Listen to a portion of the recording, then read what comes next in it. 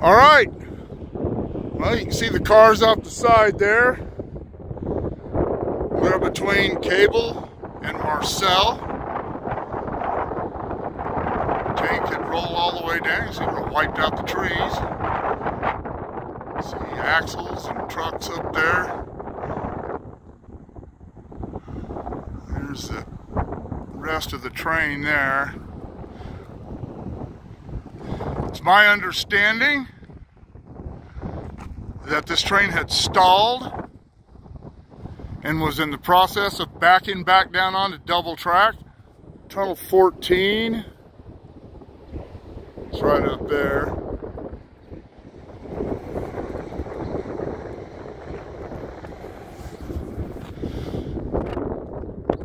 And doesn't even look like they have anyone here yet working on it. I believe this happened about 4 a.m. I heard about it about 5. It is now 7. And it's gonna have the line shut down for quite some time. It's quite a bit of a mess to have to clean up. I don't know what shape the tracks are in or anything. It looked like they were pretty torn up in one of the pictures I got of it, but I'm sure the ties are damaged. It's gonna be a lot of work getting this all put back together. And I really can't get any closer. The only access is up on the right-of-way roads up there, and that would put me in the way. I'm not gonna go swim in their soup. They got plenty to worry about other than somebody up there shooting videos. But gonna meet, had a day planned today. This is Saturday, January 21st, and had a day planned with some friends and subscribers from Tehachapi. I only saw a train parked at Bealville and the rest of this one. And I saw no other trains. I figured they'd be parked everywhere, but I'm sure they're trying to reroute them right now. Freeway is up there. Well, I climbed a little closer up to the tracks. You can see the mess they've got to clean up. I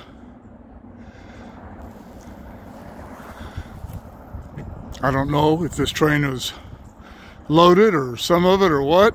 It was a manifest. Ended up climbing up here a little further, get a different angle of it.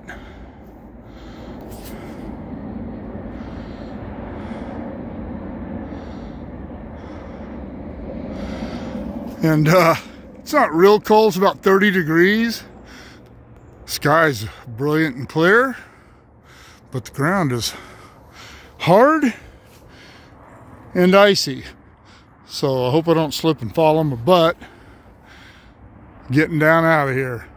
I'm gonna come up here and get ready to leave, go get myself something to eat, but get a longer shot of this.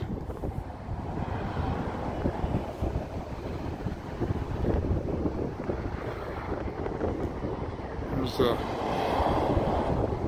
tank car down there behind those trees.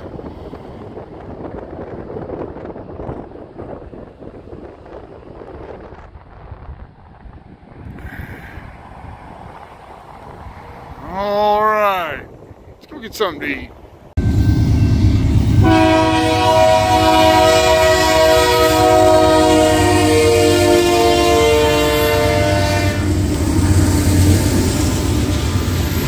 This is the front part of the train that derailed this morning. This is the part that did not derail, obviously. I just came down to the depot to meet some subscribers and go to the bathroom.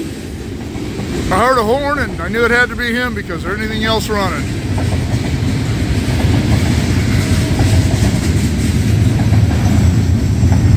All right, probably the last train we'll see in Tehachapi until tomorrow. All right, well, went up to Tehachapi, got a bite to eat, picked up Angel, I can't remember Vaughn's dad's name right now for some reason. Ashley and Vaughn, you guys be careful. But they have re-railed those cars there. Their plan is to just run those back down the hill. There is another train on their both tracks between Whaling and Marcel are occupied. One by this train and another train, I guess, was coming up. They're going to start pushing. My understanding is they're just going to essentially push these cars off the side, get them out of the way, and start putting panels in to get things opened up. We've got the hazmat people over there, the Department of Fish and Game, and that is because the tanker car that I earlier assumed was empty is not. It is loaded, but there are no leaks or punctures or anything, and all I was told is it was a petroleum product. But so anyway, it is a little after 10 in the morning now, and it was a broken rail when the train was stalled trying to get going. Ended up getting some engine burns on the rail from spinning, losing traction. Oh, here we go.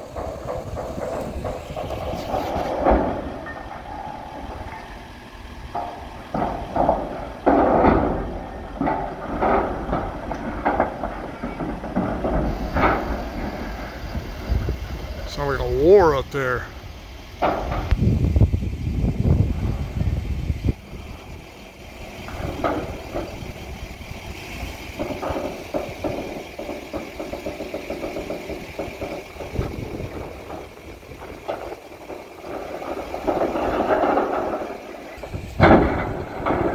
Awesome!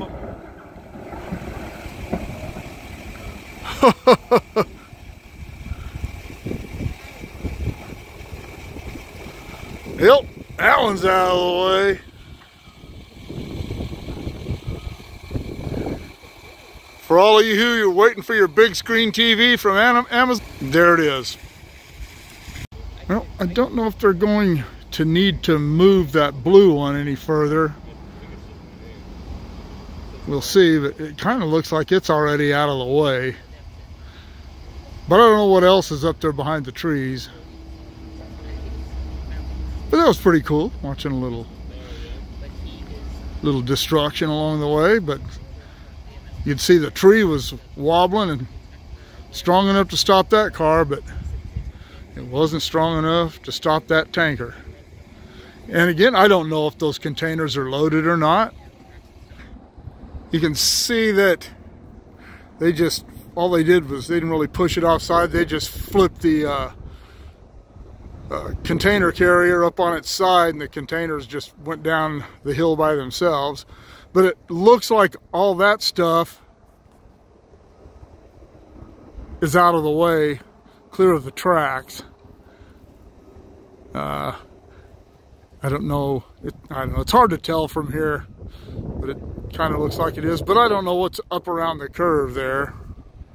And I just saw them picking up some rail and getting some rail out of the way up there. My sources tell me that they are expecting to have to lay about 10 panels. I don't know exactly how long a panel is, about 80 feet or something like that. And but they're going to have to lay 10 panels to get things going again, and that is going to take a while. My earlier information was 24 hours before they get the line open again, and of course the optimists show up and say 12 hours, but 12 hours, that's not going to happen. But it did happen at about 2 this morning. I talked to one of the guys who said he was up here at 2:30, and I didn't get notified of it till about 5. So my assumption was that it had happened about 4. All right, got a speed swing up there now. They're moving rail out of the way. I get out the binoculars. I'm trying to zoom way in. I'm not much good at that because it gets so shaky, but you can see them up there hooking onto the rail. See, look, they're doing the rail there. Right there. It's okay. There you go. They've been dragging this stuff back for a while now. They will get all this out of the way. I doubt that the trucks with the panels, I'm sure they're on their way, but they'll bring that stuff in on trucks generally. And that's going to be kind of time consuming because those big long trailers will have to come up or down Woodford Tehachapi Road, down Lower Marcel Road, and come in from the west down towards the loop. There is no access. Well, I mean, you can go up right over there since they've moved the front part of the train away, and there is a crossing up there where you can get across, but they're not going to take any semis up that road. All right. Got crews preparing things for what's to come. All right, let's see what happens next. And there goes the other end of the train, headed back down the hill. I don't know if they'll take it and park it somewhere for inspection or if they'll just head it on out. I don't know, maybe we'll go see. All right, this is the back part of the train that derailed. These were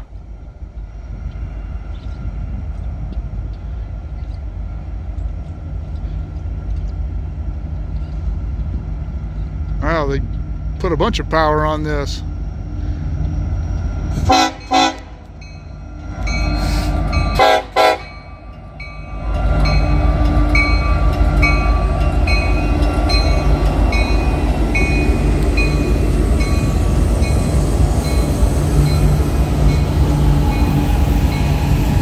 But this was the back end of the train that derailed.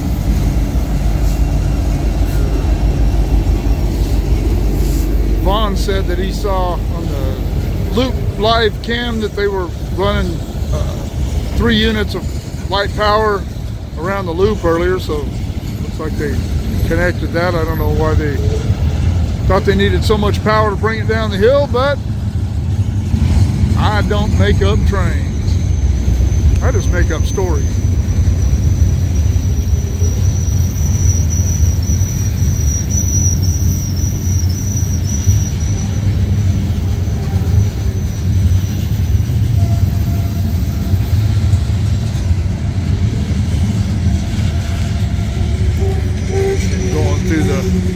Cut on the number 2 track. See the tunnel 10 there on the number 1 track, going around that. And this is the spot where Jennifer and I came up that night and filmed the grinding train. Paced it through here and around the loop.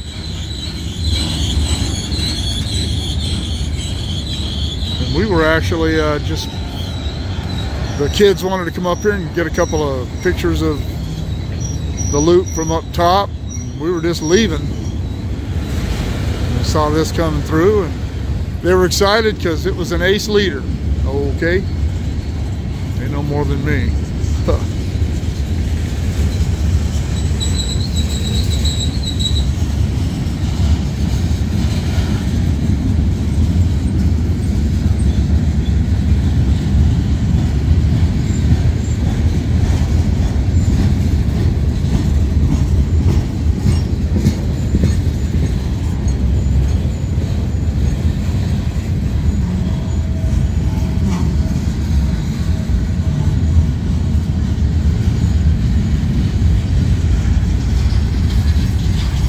Someone earlier told me this was train was between 80 and 90 cars, but I don't know. I'm not a car counter, but it sure looks longer than that.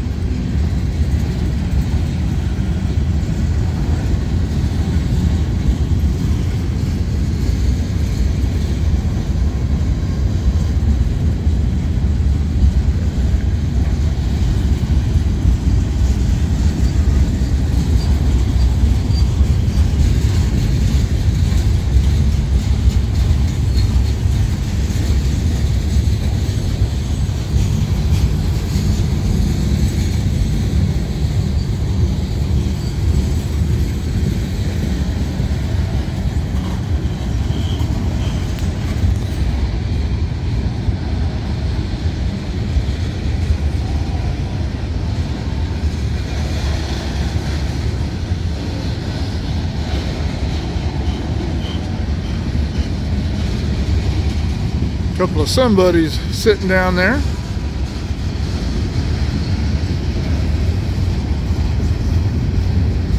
What do we say about derailments? Everybody wants to come to the derailment, whether they need to be there or not. In my early career, I thought derailments were pretty cool, but I tired of them very quickly. Hear a lot of people say now that it's all because of PSR, but I went to a lot of derailments before PSR and these big trains and stuff. I don't know that it happens any more often. I really don't.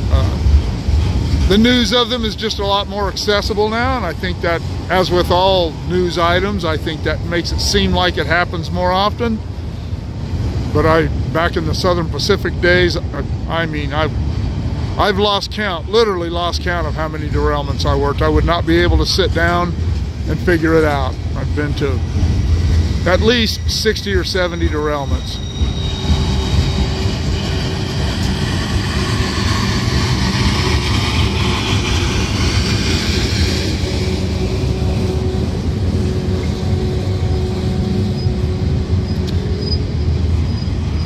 I don't know. Might have been a 80-something car train. It wasn't as long as I thought. I didn't count those cars, but you certainly can. All right, that is the back of the train that derailed, headed back down the hill. So down at Bealville, they're loading panels onto these trucks, and I'm sure that I'm not sure of anything. You know me, I love to speculate. I'm assuming that these panels are going to go up to the derailment. As I said earlier, they said they were going to put about 10 panels in, and they have them laying around in different places where they've had derailments. They had a derailment here last summer, I believe, maybe even in the spring, up between tunnel 3 and 5, and it had some panels up there for a while. And that's assuming that's where they got these, and just move them around from derailment to derailment, I guess. All right, they're gonna move this tank car. Let's flip it up on its belly.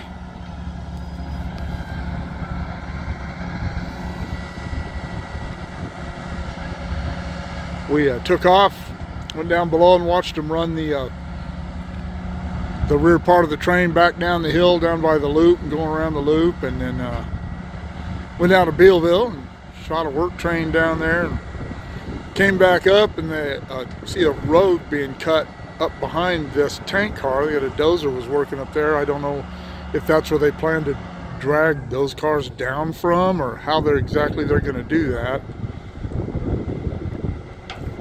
But they started doing that while we were gone, and I don't know exactly what the plan is for this car. These hazmat guys are parked next to them. I guess I should have asked them. But I got it right side up now. Alright, got a loader up there starting to bring in the panels. This crew up here are getting things ready for that to happen. I don't know. I don't know of the tie damage. I haven't spoken to anyone about how that is working out, but it looks like that crew are just moving the concrete ties out of the way, and they will put those wood tie panels. I'll lay those down. That's the first one I've seen them bring in. They may have brought some in while we were away, but I don't know. All right, well, I took Angel and Sean and the kids back to Tehachapi, and when I was getting off the freeway to come back down here, I looked down and noticed there were 2 tank cars down here, not just the one that's over there that we've been watching all along. And This one is upright. Not sure what else they're going to do with it, but they're going to do something with it. All right, well, he has popped the top off of that car.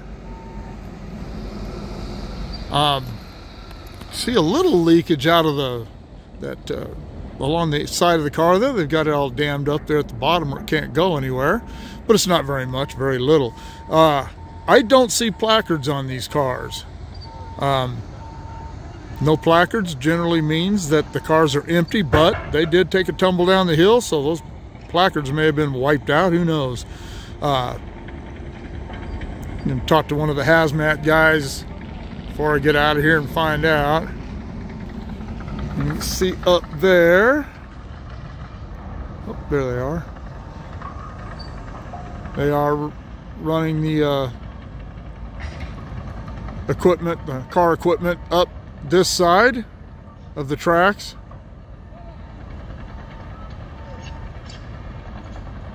And boy, there isn't much room up there. But these guys are good at what they do.